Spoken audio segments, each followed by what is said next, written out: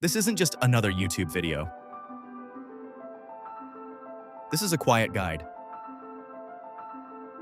For the next few minutes, you do not need to prove how hard you work, how much you carry, or how useful you have been to everyone around you.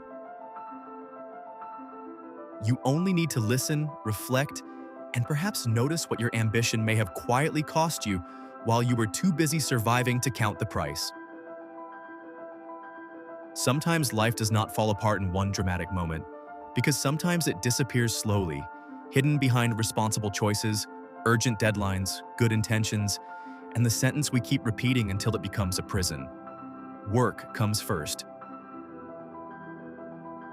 At the beginning, it can even feel noble to put work before everything else, because you tell yourself that you are building security, protecting the future, and doing what a serious person is supposed to do.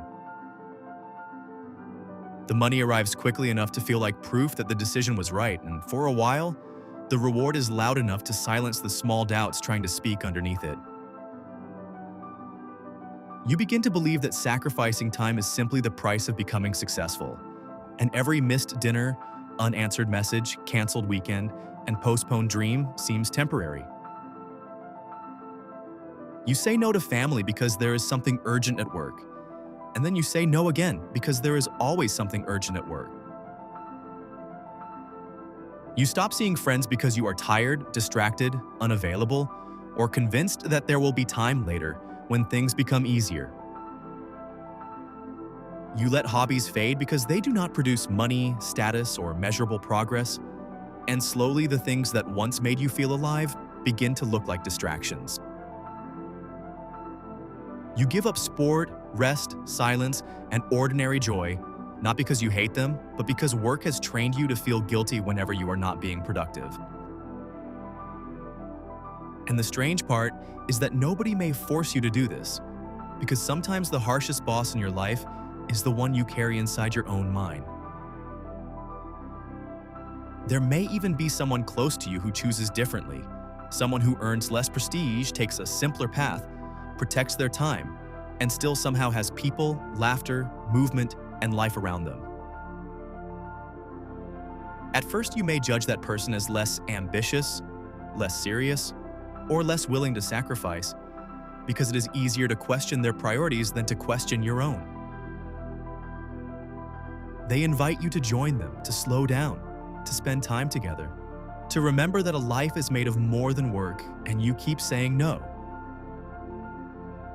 Not because you do not care, but because somewhere along the way, caring became something you plan to do later. Later, when the project ends. Later, when the pressure decreases. Later, when the money is enough. Later, when you finally have permission to live. But later has a dangerous way of moving further away every time you reach for it. One day you look around and realize that the work is still there, but some of the people are not. The career may still answer when you call, but the friendships that once made life feel warm no longer know where to find you. The house may contain more things than before, but it may also contain more silence. The calendar may be full, yet your heart may feel strangely unaccompanied. And this is when success can become frightening, because from the outside it may still look like you won, while inside you know that something essential was traded away. This guide is not here to tell you that work is bad, because work can be meaningful, dignified, creative, useful, and deeply important. The problem begins when work stops being part of your life and quietly becomes the place where you hide from your life. The problem begins when every relationship must wait, every need must wait, every joy must wait, and your own soul must wait until the work finally says you are allowed to exist. But work rarely says that. Work usually asks for one more hour, one more sacrifice, one more compromise, one more proof that you are serious enough to deserve what you are chasing. And if you are not careful, you may spend years proving your value to something that will never hold your hand when you are lonely. A job can pay you, but it cannot love you. A title can impress people, but it cannot sit beside you when the room feels empty. Money can solve many problems, but it cannot automatically rebuild the relationships you neglected while earning it. This is not a reason to blame yourself, because most people who lose themselves in work are not trying to destroy their lives.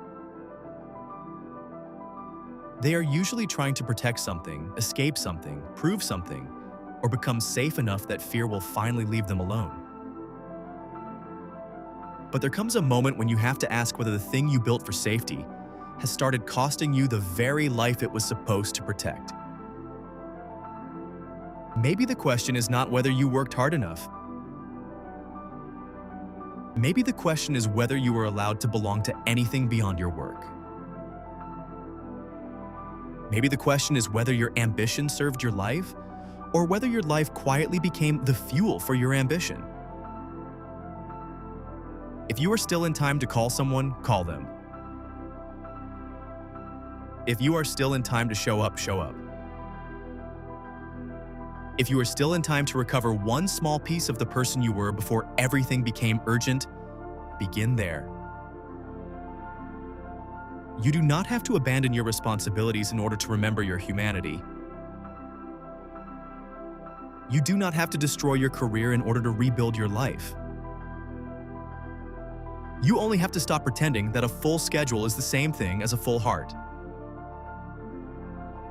So before you place work first again, ask yourself one quiet question. What am I hoping this success will give me, and what is it already taking away? Do not rush the answer. Sometimes the truth does not arrive as a decision, but as a small ache that finally becomes impossible to ignore. And perhaps the beginning of a different life is not a dramatic escape, but one honest moment when you realize that the work can wait, because the people you love, the body you live in, and the life you keep postponing may not wait forever. This wasn't just another YouTube video, it was a quiet guide,